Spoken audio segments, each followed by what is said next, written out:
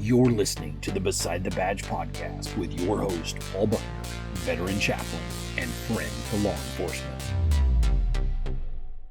Welcome back to yet another episode of Beside the Badge. This one is really close to my heart. This is something that I hope you will share with your legislature in your state senators and state reps. This is something that I hope you will share with law enforcement in your state. Get it to your state highway patrol or state police, Texas Rangers, whatever you have in your state. But I want people to think about this, because one of the things that I've encountered, not only personally, but as a chaplain while riding with departments, is that someone being pulled over for the first time really has no idea what to do. And oftentimes there's great fear. In particular, I was with a young officer the other night, and he felt really bad. He comes back, and a gal had, I believe she ran a stop sign. And he comes back to the car, and he's like, she's shaking and she's crying. And he was like, are you okay? And she's like, I've never been stopped before. And so she had no frame of reference for what to do. She had never been there before. And there's a saying popularized by the venerable Colonel Dave Grossman, and he says that the body cannot go where the mind has not been. And she had never been there before. I have another friend that she was telling me that when she was learning to drive, she just got her driver's license. In her state, they didn't have anything about this in the driver's test. She was driving on a 4-lane road, and there was a wide, flat concrete median with no divider. And so as she's driving, and she was speeding prodigiously, this police officer pulled her over. And so as he's lighting her up, she goes into the median because she's thinking, well, I'm in the middle of the road. I'm in the fast lane. I'll just pull over here, instead of pulling all the way over to the right. And of course, he's knife-handing her and yelling at her, and she's like, I didn't know. So where am I going with this? A lot of times, young people especially don't have any idea how to be pulled over, what to do. And in a way, this can actually help you avoid getting a ticket. I can tell you that for a fact. But there's a lot of misunderstandings about being pulled over, about what's happening. And most police officers are not there to violate your rights. You've done something that got their attention. And for me, I don't speed. It's a very rare thing for me to speed. It pretty much has to be an emergency. And in the case that I get pulled over, it's almost always the fact that I have a taillight out, or that I have a headlight out and I didn't know it. And so that is a very, for me, like I said, it's very seldom that I get pulled over outside of that. I stop at stop signs. Heck, when I'm turning into my driveway on private property, I use my blinker. And there's a reason for that. I feel that integrity is an enormous part of what I do.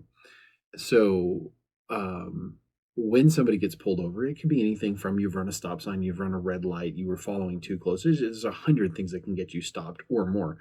But when you get stopped, there's several things that you should know and that you should think about.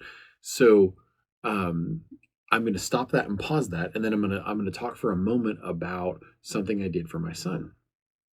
So years ago, my son's in his 20s now. He was 15 and he was learning to drive. And I really wanted him to experience several different things about driving before he actually encountered them when they were dangerous. So, for instance, one night we were driving and I took him out to a very rural stretch of highway. And I know that overcorrecting oftentimes causes fatality wrecks with teenagers. And I kind of like to keep my kid around. And so I had him slow down from 55 in a 55 to about 25 or 30. And I had him, there was no shoulder, so it's pavement grass. And it sloped away from the road, and I had him literally drive off the edge of the road so that his wheel fell off, the right front tire of my car fell off. And as it did, I had explained to him what's going to happen. I said, it's going to jerk the car, it's going to feel weird, and your instinct is going to be to jerk it back up onto the road. And he's like, okay. And until that happened, he really didn't have a clue what was going to go down. And then he experienced it, and I saw that look of panic on his face, and I told him how to ease it back up onto the highway. Young people, inattentive driving, distracted driving, whatever you want to call it, just being young, being impetuous, wanting to drive too fast anyway. A lot of young people do these dumb things. Or just something happens and somebody runs you almost off the road and you have to swerve back up onto the road. I went to a wreck 25 years ago, where a young lady had overcorrected and she had come off the road so hard and so fast that she hit the front of her car on a tree, and it spun the car around and smashed the trunk in too, literally totaled the car. And so um, that's one thing that I've tried to do for my son, but something that I wish was on every state's driver's test was how to be pulled over, and how to be pulled over in such a way that is compliant with your state's laws, but to help an officer understand that you are not a danger. And the average officer, if they're not serving violent warrants, if they're not part of a drug task force, if they're not a federal agent, if they're not involved in an active shooting at the moment, the average officer in their entire career, the two most dangerous things they're ever going to do is going to be to go to a domestic where a couple are having a terrible fight, and because they go to arrest one of them and the other one is just as likely to attack them. I've seen where officers were stabbed in the neck by a woman who the husband or boyfriend had beat the brakes off of her, like the officer saved her life legitimately because the guy was beating her to death or whatever, and then she grabs a kitchen knife and stabs him in the neck. Domestics are, you're on someone else's turf, you're in an environment you're not familiar with, and people's blood is up. And I actually experienced a situation years ago where a loved one was potentially going to get arrested, and I felt it. It was probably, I don't know, probably 15 years ago. But it was before I started being a chaplain, and I actually saw and experienced the feeling of, oh crud, this person's about to be arrested, and it would have been their fault. And I literally walked away because in that moment I didn't trust myself. And I don't think I would have done anything stupid, but in that moment I didn't trust myself. So going to people's houses, very, very dangerous. Going to domestics. The second thing, and it's at least as dangerous, it's just as dangerous, is pulling cars over, because you really don't know what's in that car. And you're also standing on the side of the road where you can be hit by flying debris, you can be hit by a driver's vehicle. Every year, police officers are killed doing traffic stops.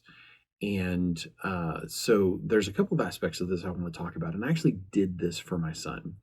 And so I'm going to talk about that, and then I'll talk about the specifics. So I got a hold of a particular department that I chaplain. I talked to their chief, and I said, hey, I've got this idea, and this is what I'd like to do. And I'd like to have a mock traffic stop, lights and all, on a side road where my son could be stopped by one of your officers. And he's like, I think that's an amazing idea. I too wish that was on the driver's test for our state. Would you be willing to do it on the street that our police department's on? Because it's a very, slow traffic street and all that stuff. And so my son had no idea this was coming. And they're like, yeah, I think it's a great idea. So a female officer, she's like, let me know when you're coming into town. So I called her and I said, hey, we're coming into town now. She's like, whereabouts are you? And I told her, and she said, okay, I will make contact shortly. And then I told my son, he was driving, he had his learner's permit. And here was the fascinating thing. It still really intimidated him, even though, so I'm really glad I did it. It really intimidated him, even though he knew it was a mock stop, even though he knew he was not going to get a ticket. It really still intimidated him. And so again, I'm so glad I did it. But I said, this gal's going to pull you over. Just drive down this street, and then you'll turn in. And so she caught up to us, and she lit him up, and he turns down the street the police department's on and pulls over. And I explained, I said, I want you to pull over as far as you can off the road. And I went through all the things we'll talk about in a minute. She walks up, and she did the traffic stop, and she gave him a mock ticket with a mock summons and everything. And I had explained to him several times what to do prior to this. And we had kind of pantomimed through it. Like, I'd walked him through some of those things. I actually did this very same thing for a couple of kids in my church parking lot one day when I was doing church security. And they were like, we're actually scared to death to get pulled over. We are so careful because we don't want to get pulled over because we don't know what to do. And so I walked them through a mock traffic stop and explained why cops do certain things. I've spent a lot of time beside the badge. And so anyway, so she does the stop, and then she comes back up, and my son's holding this mock summons, and he's looking at me like, wow, that just happened. And she's like, I really am glad you did this. Number one, because it was good for your son. But she said, it was really good for me. She said, I know you're not going to shoot me. And she said, almost at no time during a traffic stop do I ever feel safe. Well, not only she's a woman, which means the average guy is going to be stronger than her. And if somebody can get you down, even if you are skilled, if they can bat your head off the pavement a couple of times, you're in trouble. It's amazing that violence works on anybody, regardless of whether you've ever been in a fight or not, or you've fought 50 times. Violence can be highly effective against you. And she said I came up and touched the back of the car, put my fingerprints on the tail light, and as I came up, putting my fingerprints on the tail light, and then I came over and I talked to you. And she said I was able to think in the moment, like, am I in a position where it would be hard to get shot? Am I looking enough at the back seat? And it was really a good practice for her. It was kind of like dry firing. It was good practice for her. So she thanked us for it. And it really helped my son out. Now, he actually got pulled over a couple of times speeding, and he didn't get a ticket the first two times he got pulled over because of how well he conducted himself. Now, a third time he got a ticket, and they were in unique areas, but he had actually not gotten a ticket because of how he conducted himself. So if you're looking for a cheat sheet about how not to get a ticket, pay close attention. And on that note, let's take a quick sponsor break, and then we'll come back and finish this off. So I am blessed to have three sponsors for the show and for the podcast. And so whether you're watching this on YouTube or you are listening to this on your favorite podcast platform, I would love for you to check out my three sponsors. I'm blessed to have General Response and John Lee O'Reilly with General Response, who teaches amazing de-escalation under stress. Very, very, very good stuff. Whether you're, a stay-at-home mom and you want to make sure that you can handle things, road rage, or you work in some form of a church safety position, or you work security at the mall, whether you're in law enforcement, we need to, as a culture, understand how to de-escalate situations and literally end them peacefully. And for law enforcement, there's never been a time that these skills have been more needed, and there's never been a time they've been better developed. Secondly, so check out General Response, and they're a Google search away. Change your life. Number two, Got Your Six Coffee. I cannot say enough about Eric Hadley and Got Your Six Coffee. I love their coffee. Coffee's at break. I love their coffee, and I love the message. I love the people, the lives that they change. I have seen and been there. Trust me, for those events. If you've listened to me talk, you've heard me say, I love the mission of this coffee company. So check out Got Your Six Coffee. They literally take their net profits, and after what it costs him to survive, he gives it away to law enforcement, EMT, paramedic, firefighter, and veteran causes. And he makes sure the money goes to places that literally people are taking care of. These are causes that use the money wisely. I am very, very happy and proud of the time that I've been able to volunteer with his company. And then thirdly, Matt Combs with Shield Force International. There's never been a time in history that surviving an ambush and ambush training has been more important than it is today. And one of my police officers, he's pretty new to the job. He's been on the job less than 1 year. Somebody tried to murder him, and jumped out of a vehicle and began to fire at him, and he returned fire, and he came home with his shield rather than on it, but he survived, and the bad guy fled. That kind of training, surviving the fight mindset, being able to see a pre-ambush indicator, understanding what these things look like before they happen and how to respond to them is highly important.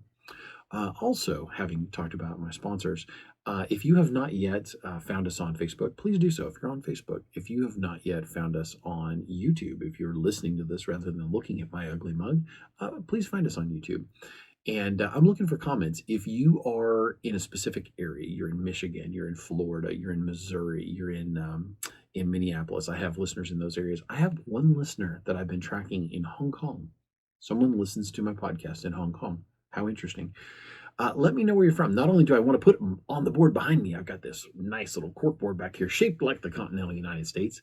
I don't know what I'm going to do if you listen in Alaska or Hawaii, but I would love to get your name and information up on there. Also, if you would like to get patches sent to me, let me know. And there's a couple ways you can get to me. You can private message me through Facebook for one, and I would love, you can also comment on YouTube, and I will get with you and we can get you a patch sent, and then or get a patch sent. No, I'm sorry. Let me flip that around. I would love to have patches from your different departments on my wall, and I've been blessed to have quite a few. There's actually several departments on the wall that I directly chaplain, or I chaplain folks from that department, but a lot of departments don't have chaplains, or maybe you just like my crazy ranting and raving and you would like to send a patch. I would be honored to have one of your patches on my wall. And then definitely share, please share the podcast. As it slowly grows, what's nice is I kind of started this because it allows me, especially as I'm headed towards the academy here in August, that's going to eliminate, or at least limit the amount of time I can spend in a police cruiser actively being a chaplain. And all of that being what it is, I wanted this to be out there to maybe reach folks that I couldn't directly ride with. And so a lot of the folks that initially began to listen to the podcast are folks I directly chaplain. And I've got departments, like I said, that I serve officially as their chaplain. And I have officers that are like, hey, you're my chaplain. And I'm honored for that. I'm honored to be able to do so. But please share these podcasts if you would, especially when it means something to you. Shoot it as a private message. Like I said, you can find me on YouTube. The episodes are named the same, so if you're listening to a podcast, you can Google search that name and it'll come right up.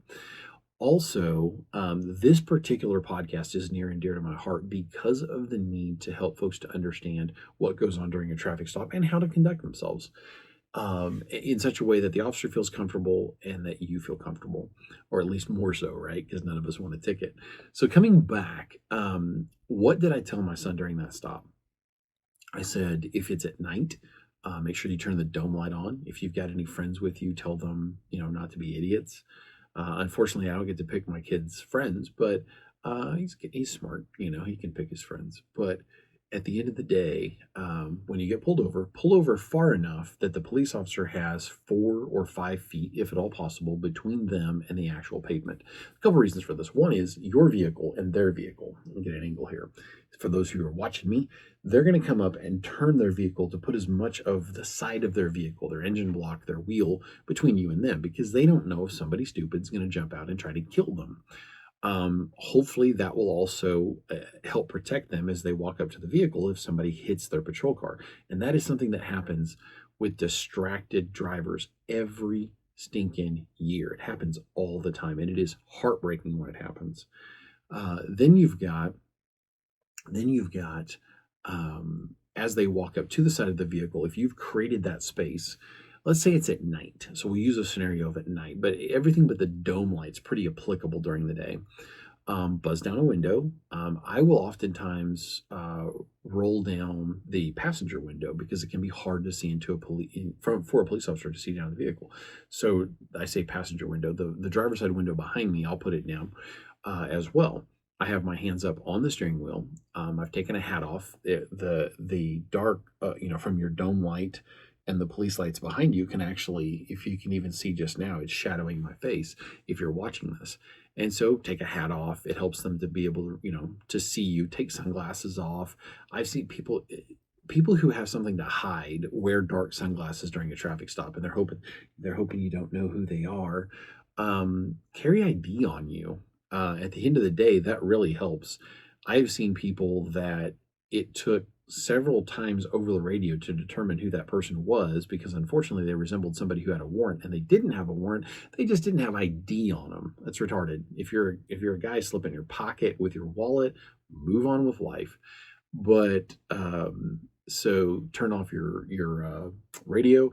I actually go so far as to put my keys on the dash, and there's a couple reasons I do that. Number one, for me to try to flee, if I was to do so, I would have to reach up and grab the keys, reach down, stick them in the ignition, start the vehicle, and put it in drive, which gives that officer a lot of time to do whatever they got to do. And whether it's to run back to their vehicle and radio that they're now in a pursuit or whatever. And so I do that. If you're on a motorcycle, I would encourage you to take your helmet off, put it on, either put it on the ground or hang it off your handlebar, take the keys out. And some guys will even turn side saddle. It just depends on the stop. Don't get out of the vehicle unless they ask you to. It's an old time thing, and I still see this with old timers every once in a while and goobers. Don't jump out of the vehicle. So it used to be 50 years ago that if you got stopped, the expectation was you would step out of the vehicle and wait for the police officer to walk up to you. Well, the respect for law enforcement and the number of people actively trying to murder somebody was quite a bit lower. A police officer stopping was oftentimes stopping to help you, because they saw that it was motorist assist. That was one of the things, that was one of the big reasons that many highway patrols and state police departments were started, was because of stranded motorists that could be in danger. They could literally be out there for hours and hours on these state highways by themselves. And don't get out of the car. I saw a guy who got shot, and he deserved to get shot. And I hate to say that, but he got stopped. He got stopped, and he jumped out of his truck. The officer's like, "Get back in the vehicle." And it depends on the situation. Some officers will actually tell you to remain outside of the vehicle, and they're going to try to figure out what's going on. But that's where a lot of foot pursuits start, or that's where a lot of violence starts, where idiots jump out of their vehicle because they're not mentally well, or they're morons and they run at a cop. You ever been tased, bro? Great way to get tased. Also a great way to get shot. And so this gentleman jumped out of his vehicle, and he was not listening to the verbal commands. It's pretty straightforward. And if he was sitting in his vehicle with his hands up on the steering wheel, I keep my information up on my sun visor. It's clipped on, and those little clips you can keep in the office for holding files. Very straightforward. I've got my ID.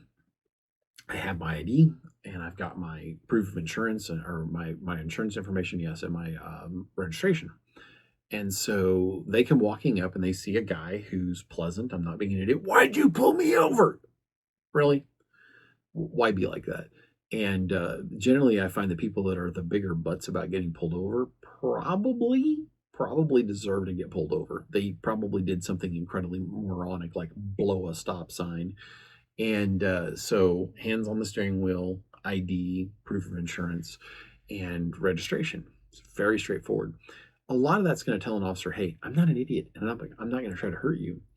And so at that point, they take the information, they're looking at it, they can see into the vehicle, they can see me, they've realized that I've taken the keys out of the ignition, I'm not being aggressive towards them.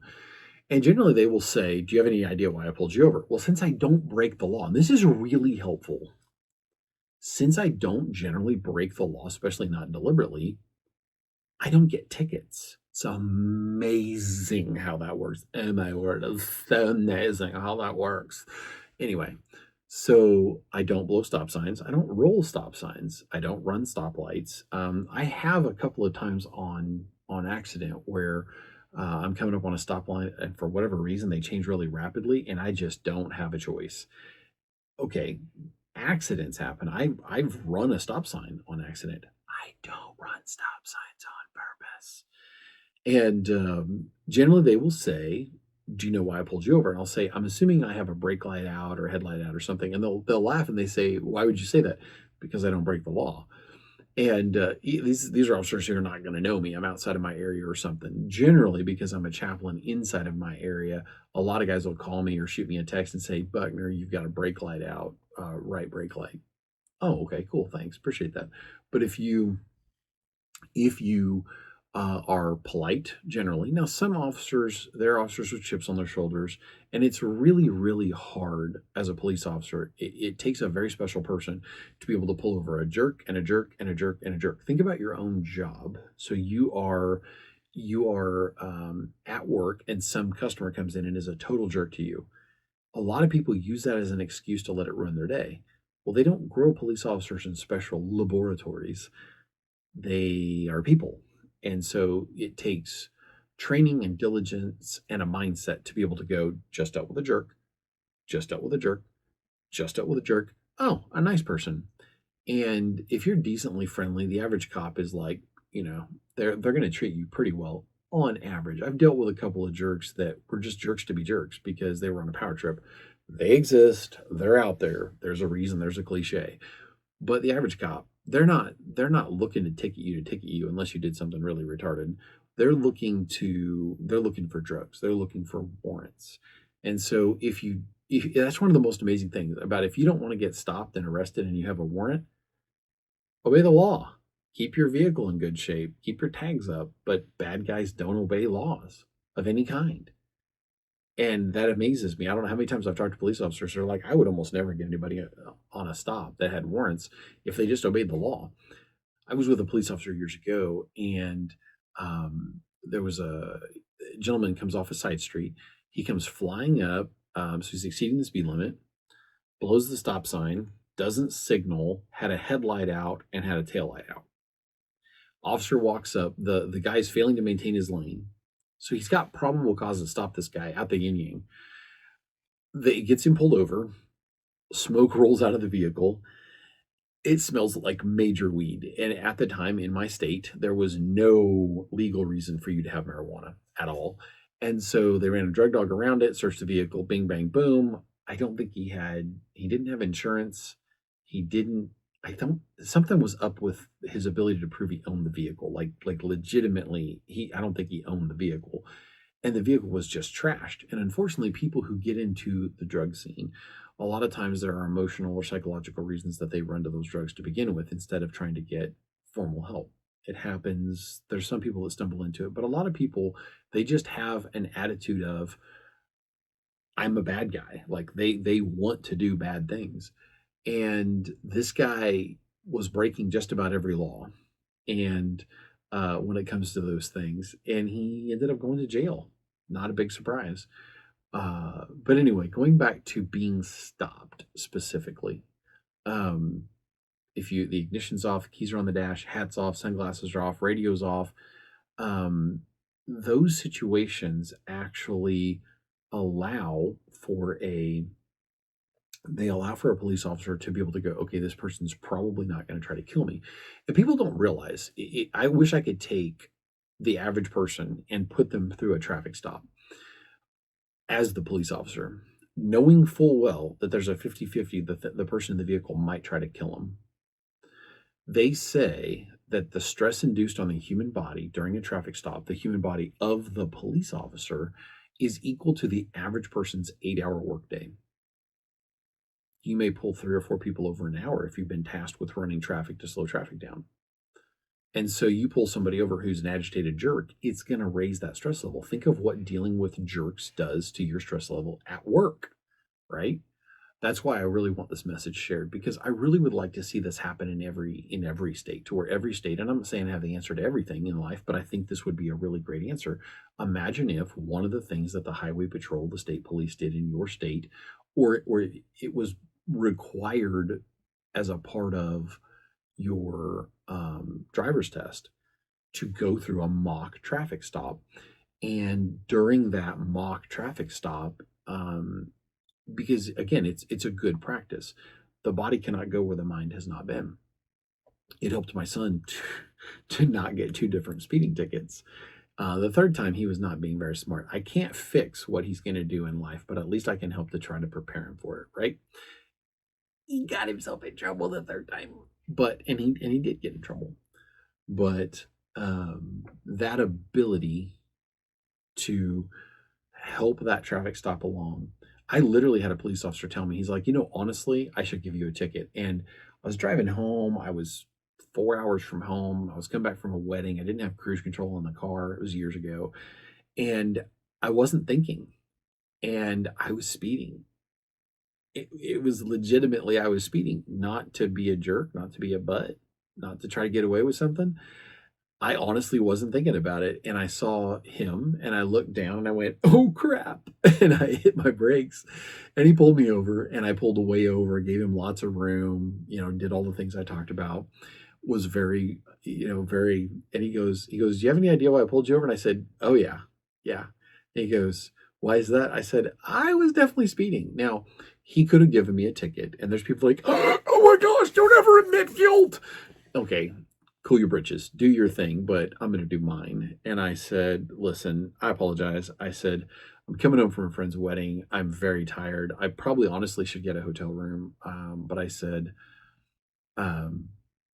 Yeah, I was speeding and it was not intentional. And he said, "Listen, I appreciate your honesty. It's refreshing because cops get lied to constantly. Imagine how you would feel if you knew that every single person you came into contact was probably going to lie to you today. It's an insult to your intelligence, especially since so many times the lies are so blatant. They're so stupid, the lies. But anyway, so then he says, I'm going to give you a warning. I said, thank you. And he said, if you'd like to know about a hotel, there are a couple of off this exit down here. There are a couple of hotels. And I called my wife and I said, listen, I am honestly, I'm too tired to be driving. More so than I realized. It's probably been 15 years ago. I said, tired more so than I realized. So I'm going to stop off at this hotel. I'm going to crash out. And it was a Saturday going into a Sunday. And I said, I will see you at church. I love you. And she's like, all right, I love you. Be careful. Um, I wish that states made some type of a official, like, this is what we would like for you to do.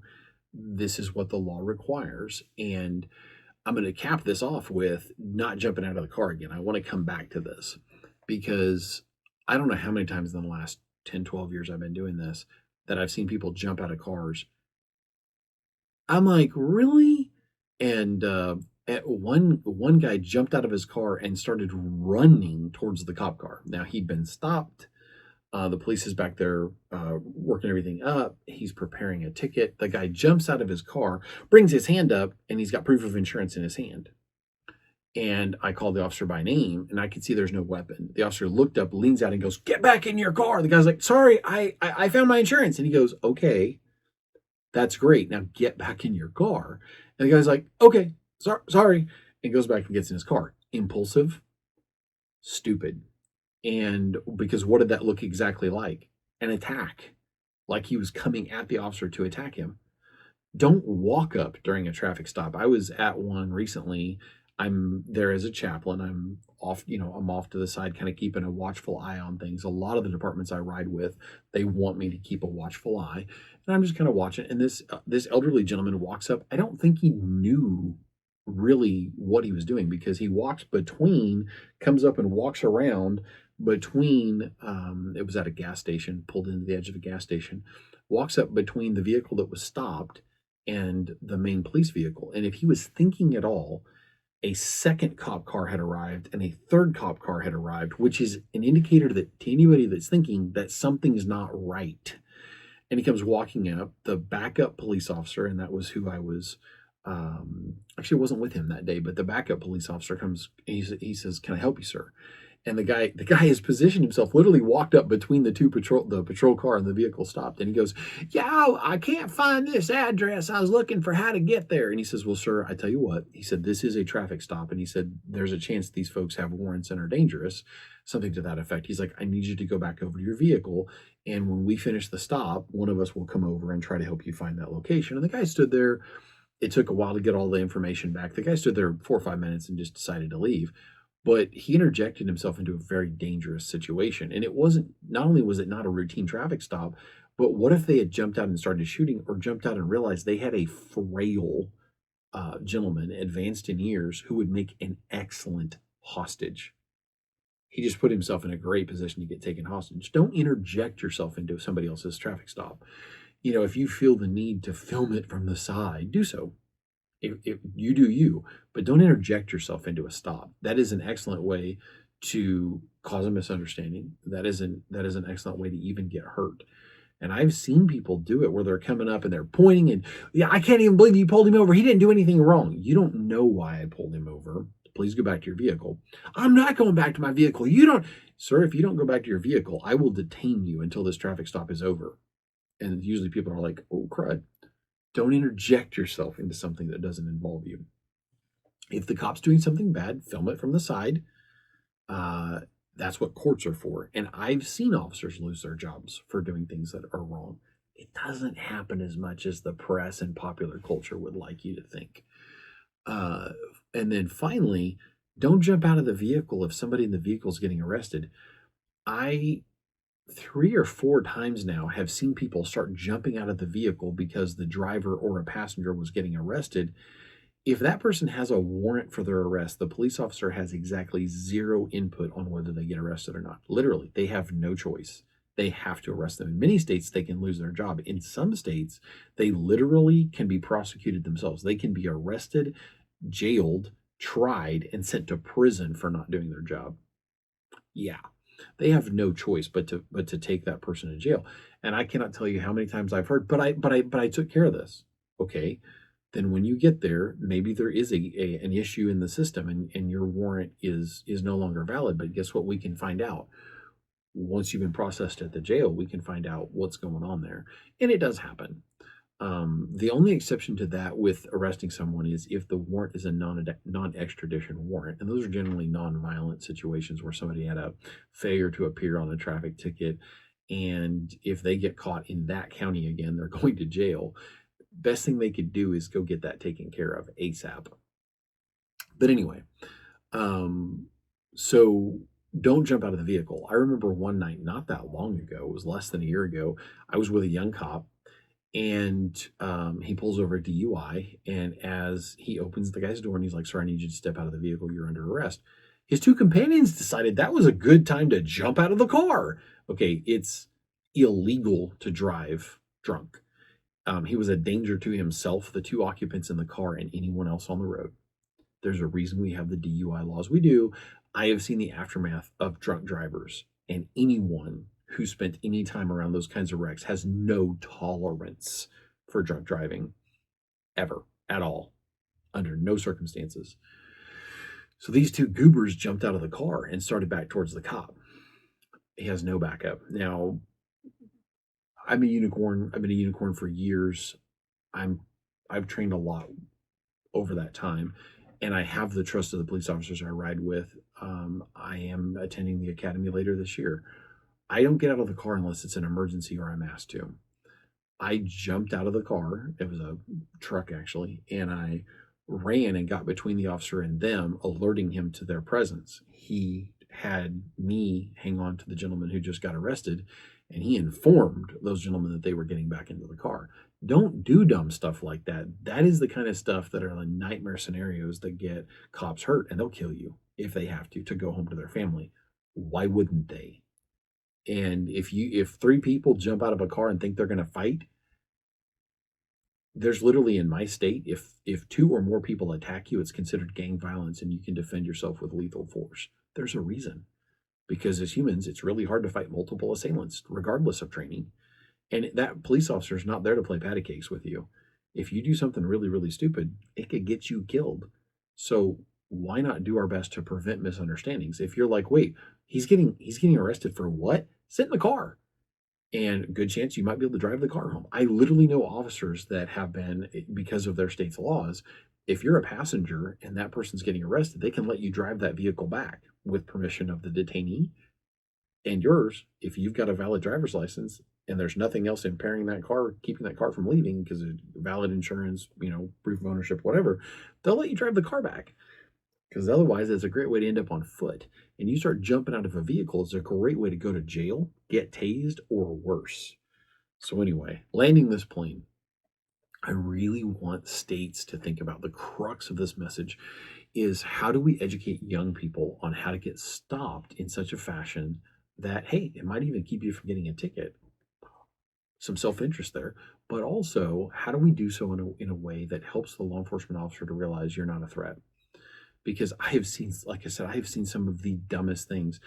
I saw a young man one day that the police officer, and he was scared, and the police officer says, "Okay," he says, "I need your driver's license and proof of insurance." And the young man's like, "Well, here's my driver's license," and grabs it, and the police officer takes a step back because the kid's moving so fast. He's scared. He's not thinking. And, don't be reaching around inside of the vehicle as they come walking up. Whatever. If you look like you're hiding stuff under the seat, it's a good way for them to be like, "What are you doing?"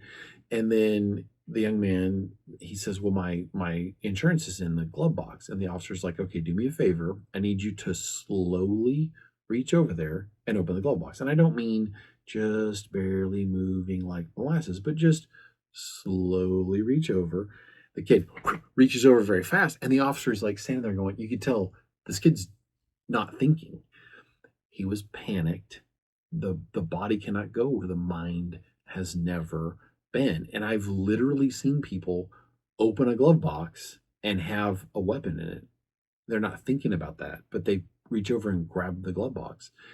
And that is a good way to end up looking at a gun and the business end of a gun, because you're going to have it pointed at you. And especially officers that have been, especially if they're fresh out of the academy and they've seen all these videos of legitimate deaths of police officers. It's a very, very scary situation for a police officer to be in. And just like you, they want to go home at the end of the day. So let's pray this episode out. Hopefully, somewhere in my ramblings, it has blessed you. Maybe it will help. If you're law enforcement, maybe you can pass this on to folks at your department, get this bubble up to your state legislature. If enough people start doing this, states will look at other states' laws oftentimes and adopt them pretty much carte blanche. Literally, they'll just literally copy and paste some of these laws and get them passed through their legislature so that we can help the next generation of kids to understand how to get pulled over safely. So,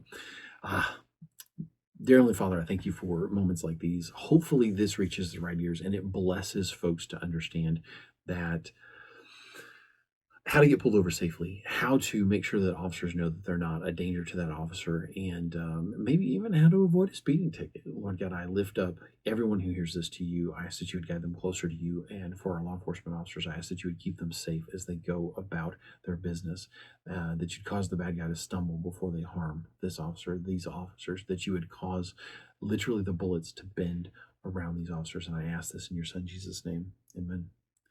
Guys, I'll talk to you next time. Thank you for listening to the Beside the Badge podcast. Stay safe out there and be sure to subscribe and share this podcast.